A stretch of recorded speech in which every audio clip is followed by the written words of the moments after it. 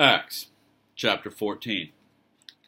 At Iconium, Paul and Barnabas went as usual into the Jewish synagogue.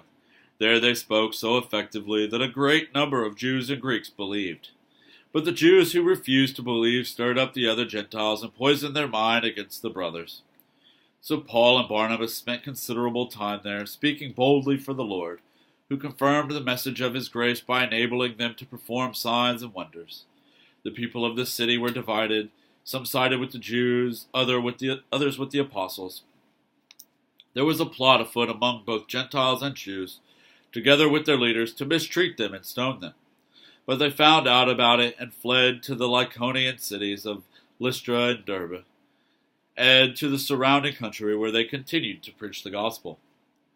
In Lystra there sat a man who was lame. He had been that way from birth and had never walked.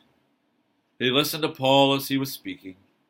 Paul looked directly at him, saw that he had faith to be healed, and called out, "Stand up on your feet."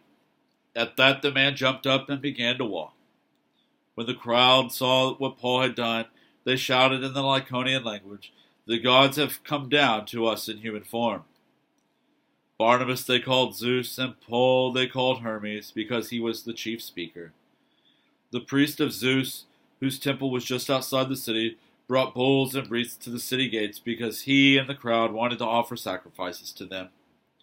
But when the apostles Barnabas and Paul heard of this, they tore their clothes and rushed out into the crowd, shouting, "Friends, why are you doing this? We too are only human like you. We are bringing you good news, telling you to turn from these worthless things to the living God, who made the heavens and the earth, and the sea and everything in them. In the past he let all nations go their own way. Yet he has not left himself without testimony. He has shown kindness by giving you rain from heaven and crops in their seasons. He provides you with plenty of food and fills your hearts with joy." Even with these words, they had difficulty keeping the crowd from sacrificing them to them. Then some Jews came from Antioch and Iconium and won the crowd over. They stoned Paul and dragged him outside the city, thinking he was dead. But after the disciples had gathered around him, he got up and went back to the city. The next day he and Barnabas left for Derbe. They preached the gospel in that city and won a large number of disciples.